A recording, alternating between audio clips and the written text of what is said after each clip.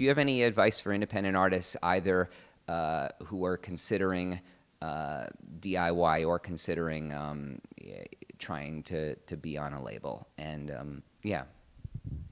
My advice for all young artists is get out on the road and tour.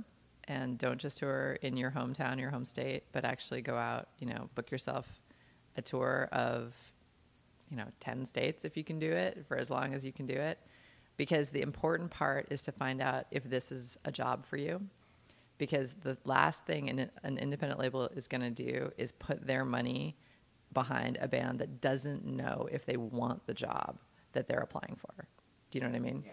So my new line is, I wouldn't hire a plumber who had never fixed a toilet before to fix my toilet.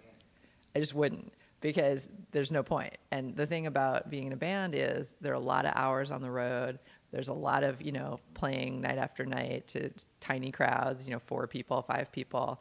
And you have to get through that. That's the way that all bands start out. There's no quick fix for that. And because that money all goes to you, for the most part, especially if you have a deal with a traditional label like mine, where we have a 50-50 profit share and we don't take any of your touring revenue, you have got to make sure that that's a job that you really want to do. Because if I'm going to come along and say, here's my $25,000 that I'm willing to invest in your band and give you all the benefit of all my connections and help you make a plan and a roadmap to get to the next level, and the first time you go out on tour, you're like, what? I'm not going to do this. This is ridiculous. I miss my girlfriend. I'm going home. Then I have been a sucker. You've just taken advantage of me. And I think it's important for bands to understand that record labels, especially independent labels, are not these monolithic, multi-billion-dollar corporations where,